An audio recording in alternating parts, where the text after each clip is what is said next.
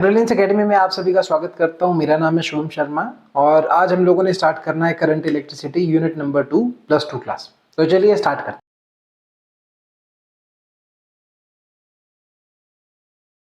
Current की generation किस तरीके से होती है, सबसे पहले हम लोग इस बात पे ध्यान देते हैं कि हाउ करंट एक्चुअली जनरेट्स। तो अगर मैं करंट की डेफिनेशन पे आऊं कि व्हाट इज करंट, सबसे पहला क्वेश्चन तो यही आता है कि व्हाट इज करंट, करंट बनता कब है, करंट के फैक्टर्स कौन कौन से हैं जिसके ऊपर ये डिपेंड करता है करंट। तो सबसे पहली कंडीशन आती है, देखो करंट जो होता है that is flow of charges from a given cross sectional area of the conductor, from a given cross sectional area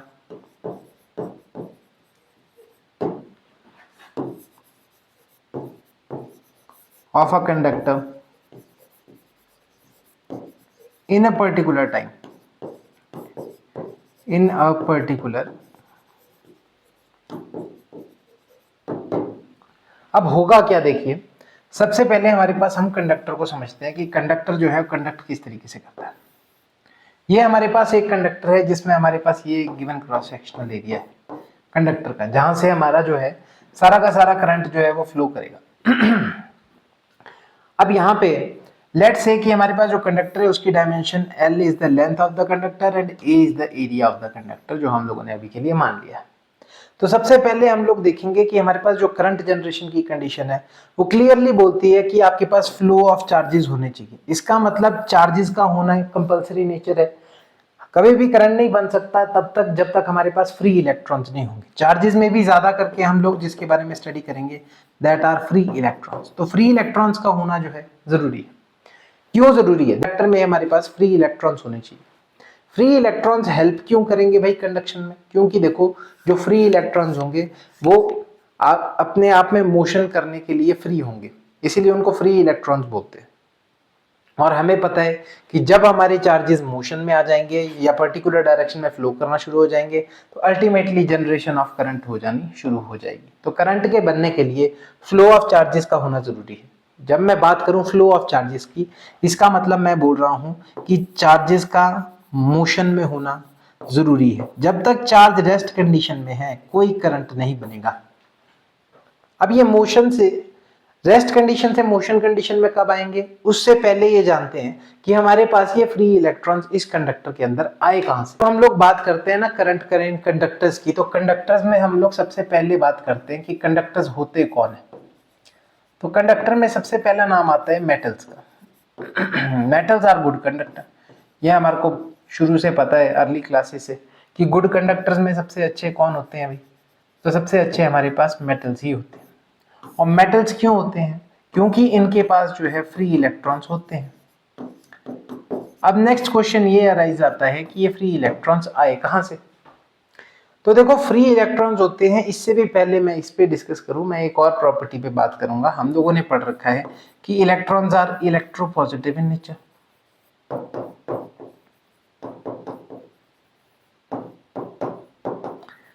अब क्योंकि हमारे जो मेटल्स हैं वो इलेक्ट्रोपॉजिटिव है, इसका मतलब वो फटाफट से पॉजिटिव चार्जेस को एक्वायर कर लेते हैं। अब पॉजिटिव चार्ज कोई क्यों एक्वायर करेगा भाई? सबसे पहले तो इस बारे में बात कर लेते हैं कि पॉजिटिव चार्जेस मेटल्स जो हैं वो एक्वायर क्यों करते हैं।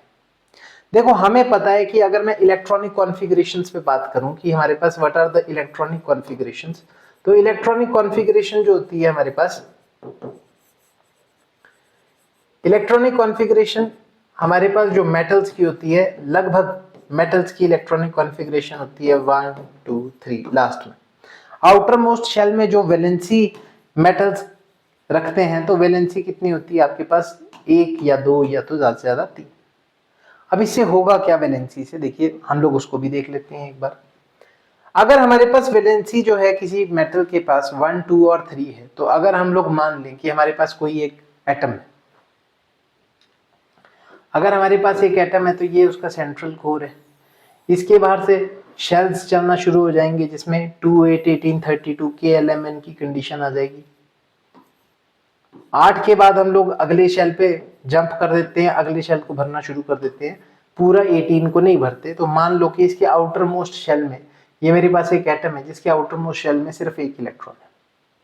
अब देखने वाली बात यह है कि अगर इसके पास सिर्फ एक इलेक्ट्रॉन है आउटर मोस्ट शेल में, तो हम लोगों ने एक रूल पढ़ रखा है, that is called octet rule. Octet rule बोलता है कि आउटर मोस्ट शेल के अंदर 8 इलेक्ट्रॉन्स का होना जरूरी है, तो हमारा एटम जो है वो स्टेबल बिहेव करता है। अब इसको स्टेबल बनाने के लिए इसके पास 8 का मतलब है कि कोई इसको अपने 7 इलेक्ट्रॉन्स देगा। तो क्या कोई इसको अपने 7 इलेक्ट्रॉन्स दे सकता है? तो आंसर है नहीं। 7 इलेक्ट्रॉन्स इसको अपने कोई नहीं दे रहा। क्यों नहीं दे रहा भाई? 7 इलेक्ट्रॉन्स इसको कोई अपने इसलिए नहीं दे रहा क्योंकि देखो दिखती बात है, किसी के पास एक है उसको 7 तो कोई नहीं देगा, हाँ एक है उसको ले जरूर लेगा। तो वही ये एटम भी करता है। अब एटम को पता है कि इसका जो इससे अंदर वाला ऑर्बिट है उसका ऑक्टेट कंप्लीट है, तो अगर ये एक इलेक्ट्रॉन इसका पीछा छोड़ दे तो ये सेमी स्टेबल मतलब ये स्टेबल स्टेट के अंदर जो है वो आ सकता है। अब ऐसी कंडीशन को मेंटेन करने के लिए जो मेटल होगा वो अपने इस इलेक्ट्रॉन को बाहर भेज देगा और खुद कौन सा चार्ज एक्वायर कर लेगा? पॉजिटिव चार्ज, क्योंकि जिससे पास से नेगेटिव इलेक्ट्रॉन चला जाता है वो पॉजिटिव चार्ज एक्वायर कर लेता है। तो एक इलेक्ट्रॉन बाहर गया तो इसके ऊपर एक पॉजिटिव चार्ज आएगा, ऐसे ही 2 इलेक्ट्रॉन्स बाहर जाएंगे 2 पॉजिटिव चार्ज आएंगे, 3 इलेक्ट्रॉन्स बाहर जाएंगे 3 पॉजिटिव चार्ज आएंगे। इस कंडीशन से हमारे को पता चलता है कि यहाँ से आपके पास जो है ये फ्री इलेक्ट्रॉन, ये जो इलेक्ट्रॉन है अब ये नेचर में कैसा हो गया भाई? फ्री हो गया, क्योंकि इसके ऊपर बाउंडिंग फोर्सेस लगाने वाला कोई नहीं रह गया, क्योंकि इसी न्यूक्लियस ने इसको फ्री कर दिया ताकि इसका इनर मोस्ट ऑक्टेट रूल जो है कंप्लीट हो जाए और ये स्टेबल स्टेट में पहुंच जाए। अब ये इस पे ज्यादा फोकस नहीं करेगा, इस पे ज्यादा फोर्सेस नहीं लगाएगा, जिसकी वजह से अभी ये इलेक्ट्रॉन जो है फ्री हो गया। अब बात करते हैं कि ठीक है हमारे पास इलेक्ट्रॉन तो फ्री आ गए, अब जितने इलेक्ट्रॉन आए नेचर में उतने ही हमारे पास कौन आ गए? पॉजिटिव चार्जेस भी आ गए। एक इलेक्ट्रॉन तो एक पॉजिटिव चार्ज, 2 इलेक्ट्रॉन तो 2 पॉजिटिव चार्ज। तो क्या अब कंडक्शन करना शुरू कर देगा? तो आंसर है नहीं। देखो अभी सिर्फ हमारे पास फ्री इलेक्ट्रॉन्स बने हैं, उनका मोशन में आना अभी बाकी है, तो अभी वो मोशन में नहीं है पहली बात। तो मोशन में कैसे आएंगे? तो सबसे पहली बात है कि एनर्जी मिलेगी उसको तभी वो मोशन में आएगा। तो एनर्जी कहाँ से मिलेगी सबसे पहले? तो सबसे पहले वो जो है वो थर्मल एनर्जी को कंडक्ट करेंगे।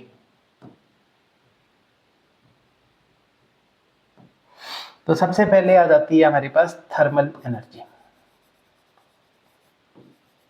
सबसे फर्स्ट कंसेप्ट जो यूज करेंगे कंडक्टर के इलेक्ट्रॉन्स जो फ्री है वो थर्मल एनर्जी को रूम टेम्परेचर से गेन करने की कोशिश करेंगे, जिसकी वजह से एक रैंडम मोशन करेंगे।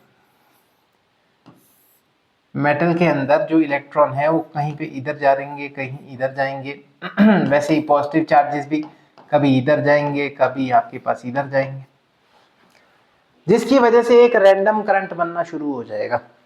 तो सबसे पहले जो अटेन की जाएगी velocity that is thermal velocity. अब क्योंकि नेचर में एक फ्री इलेक्ट्रॉन तो नहीं है, बहुत सारे हैं, तो सबकी अपनी अपनी वेलोसिटीज होगी।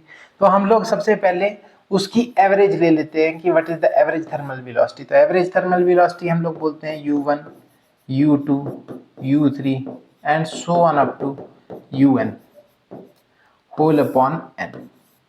और ये जो है ये इनिशियल में आपके पास 0 के बराबर हो जाएगी। ऐसा क्यों है कि ये 0 के बराबर हो जाएगी भाई? इसका रीजन ये है क्योंकि जो मोशन है इस टाइम पे इलेक्ट्रॉन्स का वो सारा का सारा कैसा मोशन है? रैंडम मोशन है। यहाँ पे जो हमारे जितने भी इलेक्ट्रॉन्स है प्रोटॉन्स है वो सारे के सारे जो है रैंडम मोशन कर रहे हैं, जिसकी वजह से एक दूसरे के इफेक्ट को क्या कर देंगे? कैंसल डाउन कर देंगे, cancel down each other effect.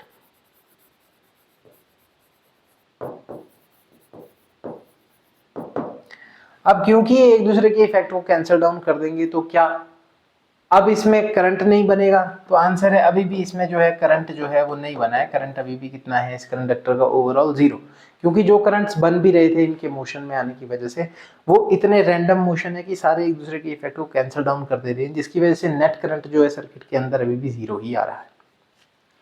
अब हमें पता है भाई कोई चीज खुद से तो मूव करती नहीं है, उसको मूव करवाने के लिए हमें एक्सटर्नल वर्क डन करना पड़ेगा। अब वो वर्क डन करेगा कौन? तो आंसर है पोटेंशियल। फिर से हम लोग कंडक्टर को ले लेंगे, ये हमारे पास फिर से कंडक्टर आ गया। कंडक्टर में भी फिर से इलेक्ट्रॉन्स भी आ गए और पॉजिटिव चार्जेस भी आ गए भाई नेचर में।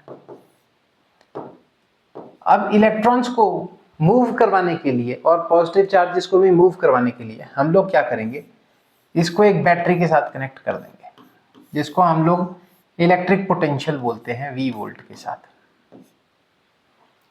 अब जैसे ही पोटेंशियल लगा, हमें पता है बैटरी के पास दो टर्मिनल्स होते हैं, एक पॉजिटिव एक नेगेटिव।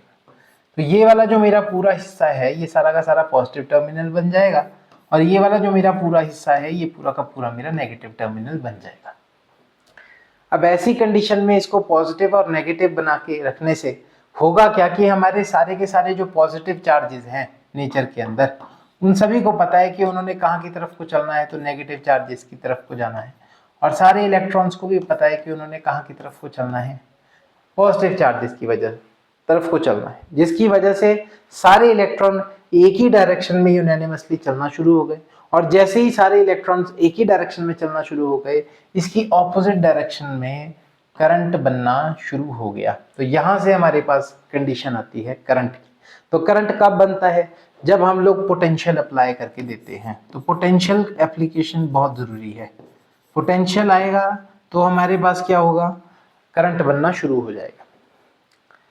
अब यहाँ पे पोटेंशियल आएगा तो करंट बनना शुरू हो जाएगा। तो हम लोग यहाँ पे बोल सकते हैं कि potential is directly proportional to the current associated in the circuit, जो कि ओम्स लॉ भी बोलता है हमारे पास।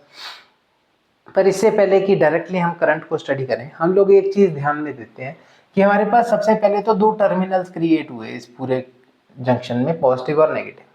और जहाँ पे पॉजिटिव और नेगेटिव होता है वहां पे सबसे पहले हमारे पास क्या बननी शुरू होती है, इलेक्ट्रिक फील्ड। अब ये जो इलेक्ट्रिक फील्ड है, अल्टीमेटली इसी इलेक्ट्रिक फील्ड ने जो है चार्ज पार्टिकल के ऊपर एक फोर्स एक्सर्ट की। तो इलेक्ट्रिक फील्ड की डेफिनेशन से वी नो कि electric field is basically force per unit test charge. और यहाँ पे टेस्ट चार्ज की जगह पे इलेक्ट्रॉन है, क्योंकि इलेक्ट्रॉन के ऊपर फोर्स लग रही है। तो अगर मैं फोर्स की इक्वेशन निकालूं तो it will be E into e. और वी नो, हमें पता है कि हमारे पास जो फोर्स होती है F होता है, F इज इक्वल टू, उसको M में भी लिख सकते हैं हम लोग। तो इस इक्वेशन का यूज करते हुए अगर मैं यहाँ पे पुट करूँ तो मैं बोल सकता हूँ कि M is equal to E into e. और यहाँ से एक्सेलरेशन आ जाएगी, ऐसी एक्सेलरेशन जिसके साथ हमारे इलेक्ट्रॉन्स जो है वो मूव करेंगे इस कंडक्टर के अंदर। तो ये मेरे पास एक इक्वेशन आ जाती है। ये मेरे पास एक्सेलरेशन की कंडीशन आ गई। अब एक्सेलरेशन आ गई तो हमारे को इसके बाद जो है नेक्स्ट कंडीशन के ऊपर बनना है, that is called relaxation time. Relaxation time, relaxation time को हम लोग टाउ से रिप्रेजेंट करते हैं। अब रिलैक्सेशन टाइम जो होगा वो भी सबका अपना अपना होगा। क्यों? क्योंकि रिलैक्सेशन टाइम होता है time between two successive collision, time between two successive collisions.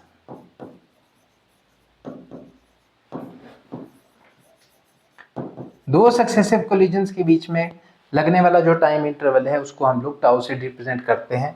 और टाउ को भी हमारे को एवरेज में लेना पड़ता है। तो टाउ की एवरेज कितनी बन जाएगी हमारे पास, tau 1 plus tau 2 plus tau 3 so on up to tau n upon n, जिसको हम लोग जो है डायरेक्टली टाउ रिप्रेजेंट कर देंगे। ये मेरी इक्वेशन नंबर 3 है। तो अगर मैं इक्वेशन का यूज करूं v is equal to u plus at,